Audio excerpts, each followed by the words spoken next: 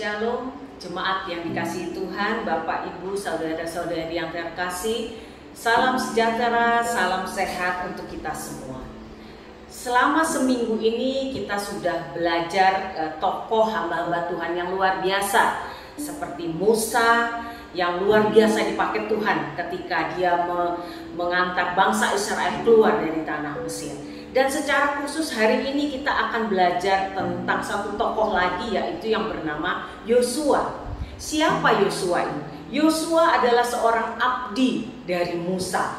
Yosua itu kalau boleh dikatakan adalah hasil pementoran, jadi murid yang dimentorkan oleh Musa. Jadi Yosua ini adalah pengganti Musa ketika Musa sudah meninggal.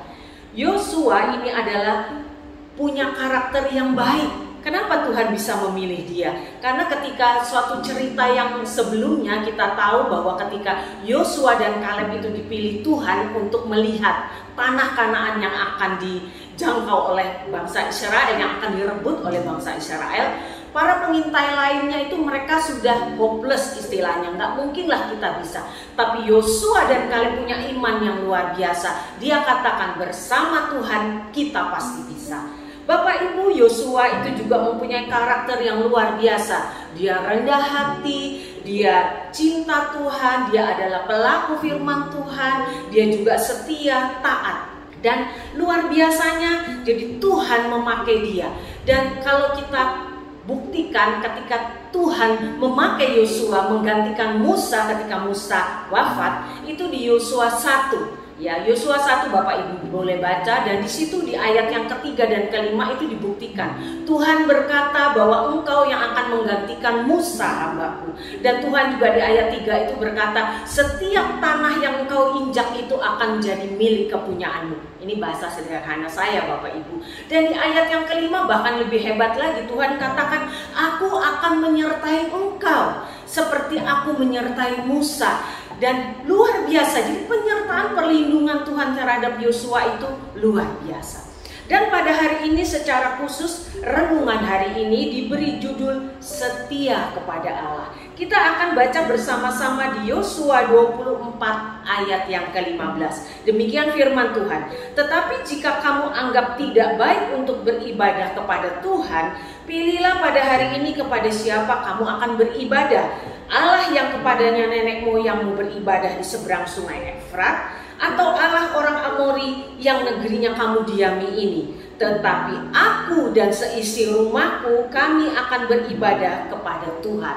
Bapak Ibu, ini adalah suatu momen di mana sebelum Yosua wafat, dia mengumpulkan seluruh orang Israel untuk bertemu di suatu tempat yang bernama Sikem, gitu ya. Dan di situ Yosua mengingatkan kepada orang Israel betapa perlindungan penyertaan Tuhan selama mereka berperang. Bapak Ibu, saat itu perang Yosua memang luar biasa dan kita melihat kemenangan demi kemenangan karena itu semua karena penyertaan Tuhan. Dan itu Yosua mengingatkan kepada bangsa Israel. Jadi Yosua mengadakan pilihan, engkau akan beribadah, setia beribadah kepada Tuhan Allah yang sudah melindungimu, atau kepada ilah-ilah lain.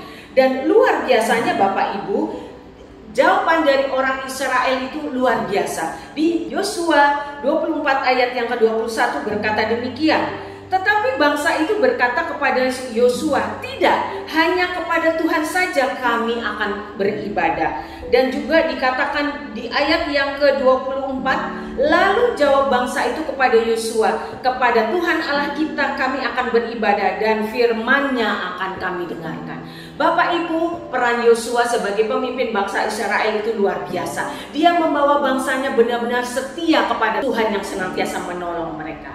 Dan sekarang aplikasinya dalam kehidupan kita saat ini, masa pandemi yang akhir-akhir ini tuh benar-benar mencekam Bapak Ibu. Dan kita diperhadapkan pada sesuatu yang benar-benar mencekam, rasanya kok nggak enak sekali. Berita orang sakit nggak lama terus meninggal. Tapi puji Tuhan, beberapa hari yang lalu kita setiap Selasa itu berdoa bersama untuk bangsa ini. Berdoa bersama untuk yang sakit COVID. Bapak Ibu, bagaimana kalau pertanyaan Yosua itu ada dalam kehidupan kita? Apakah kita saat ini benar-benar setia kepada Tuhan? Kalau dalam kehidupan kita pastinya kita pernah merasakan pertolongan, perlindungan, dan mujizat yang Tuhan berikan dalam hidup kita. Karena itu mari kita harus tetap setia kepada Tuhan. Kemana lagi kita akan berharap kalau kita nggak hanya berdoa, berharap kepada Tuhan, minta pertolongan dan perlindungannya. Bapak Ibu, masa-masa saat ini memang masa-masa sulit, tapi percaya, ketika iman kita tetap percaya kepada Tuhan Yesus Kristus, kita berharap pertolongan, perlindungannya, mujizatnya pasti akan terjadi untuk engkau dan aku. Dan kita percaya kita akan terus setia dan setia sampai akhir hidup kita. Terima kasih Bapak Ibu, terus bersemangat, selamat beraktivitas, Tuhan Yesus memberkati.